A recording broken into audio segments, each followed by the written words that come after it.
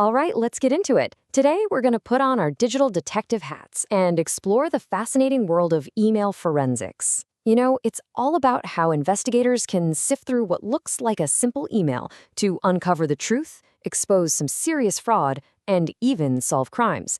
It's pretty cool stuff, so let's get started.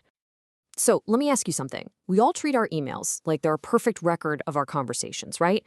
But what if they could lie? What if what you're seeing isn't the whole story at all? What if someone could forge an email, tamper with it, or pretend to be someone they're not? Well, that's exactly the kind of problem that email forensics was built to solve. Okay, so what is email forensics really? It is so much more than just, reading someone's inbox. Think of it as a super rigorous scientific process. It's all about digging deep into the data behind the email to prove where it came from, who actually sent it, and this is the big one, if it's been changed in any way. All right, Section 1, a digital crime scene. And to really get our heads around this, you have to start thinking of every single email account as a potential digital crime scene. It's just packed with clues that most of us would never, ever see. And honestly, what a rich crime scene it is. For an investigator, emails are an absolute gold mine of information. They can establish exactly what someone was thinking, their intent, or build a crystal clear timeline of events. They're also, and this is huge, the number one way cyber attacks like phishing get started. Plus, for big companies, they are critical for looking into things like internal data leaks. But here's the real kicker. Even when someone smashes that delete button trying to cover their tracks, forensic tools can often pull that deleted evidence right back from the digital grave. Okay, on to Section 2, anatomy of a clue. So if an email is a crime scene, where are all the clues? Well, to find them, we've got to dissect an email and really understand its anatomy. You see, every single email really has two main parts. There's the part we all see and focus on, the body. That's the message itself, the attachments, the links, the obvious stuff. But for a forensic investigator, the real story, the juicy details, are all hidden away in the email header. I love this analogy. Think of the body as the letter you wrote, but the header is the envelope, and it's covered in all these digital postmarks and routing information that tells you the real, unfiltered story of its journey. And inside that header, investigators have this incredible toolkit at their disposal. You've got the received fields, which are like a breadcrumb trail, tracing the email's exact path from server to server across the internet. Then there's the return path, which is great for unmasking a fake or spoofed sender address. The message ID is basically a unique digital fingerprint for that one email, proving it hasn't been changed. And then you have things like SPF and DKM. Think of them as a security passport check, making sure the sender is actually who they say they are. All this stuff together, it's called metadata. It's basically the data about the data. And it tells this whole hidden story of an email's life. Investigators, they're trained to spot anything that looks off. For instance, if the timestamps from one server to the next just don't make sense, if they're out of order, that is a massive red flag that someone might have been tampering with the evidence. So, Section 3, following the digital trail. Now, how do investigators actually put all these little clues together? Well, they follow a really strict step-by-step process. It's like their playbook for tracing that digital trail without accidentally messing up the evidence. This whole process, this forensic life cycle, is what makes sure their findings will actually hold up in court. So first up, they have to identify every possible place that email data could be hiding. Servers, laptops, phones, you name it.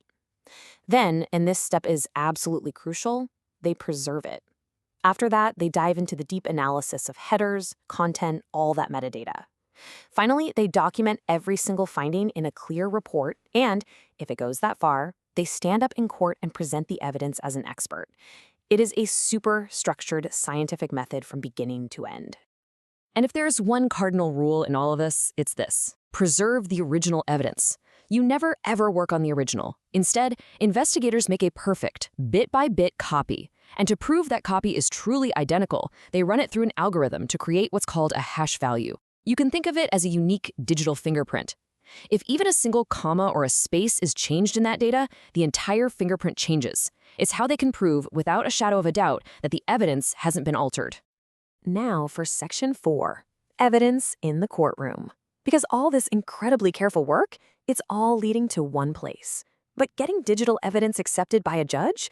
Well, it's not as easy as just hitting print. And this quote right here, this hits on a massive mistake that people make all the time. A printed email is basically worthless as forensic evidence. Why? Because it's nothing more than a picture of the email. It's missing all of that rich, hidden metadata we've been talking about. The very stuff you need to prove it's the real deal and hasn't been faked. I mean, the difference is just night and day. A printed copy? Anyone can fake that in a word processor in a few minutes. It has zero verifiable metadata to back it up, so it's super weak evidence. But a forensically preserved digital original? Oh, that is packed with all that verifiable data, which makes it incredibly powerful, rock-solid evidence in court. And to even get that evidence in front of a jury, investigators have to play by some very strict legal rules. They have to maintain a perfect, unbreakable chain of custody, which is just a log of every single person who has touched the evidence. One break in that chain and the evidence can get thrown out.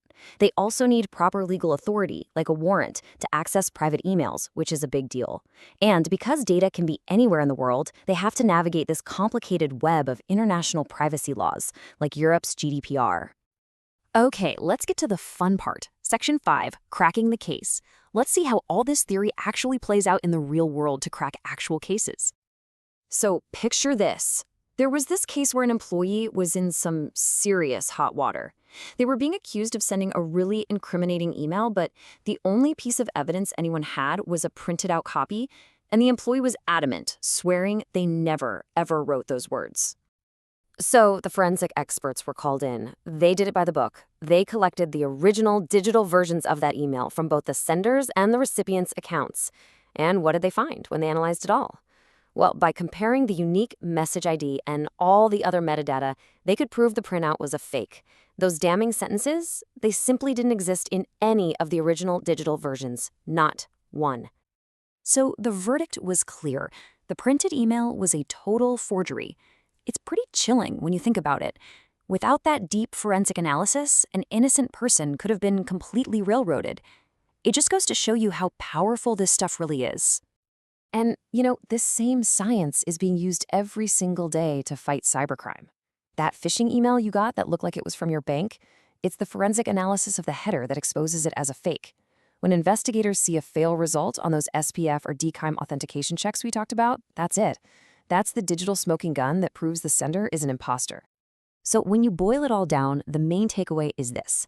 Our emails tell a story that goes so much deeper than just the words we see on the screen. Each one carries this hidden digital history of its entire journey and its authenticity, which leaves us with a final question for you to think about. Do you know what story your emails are telling?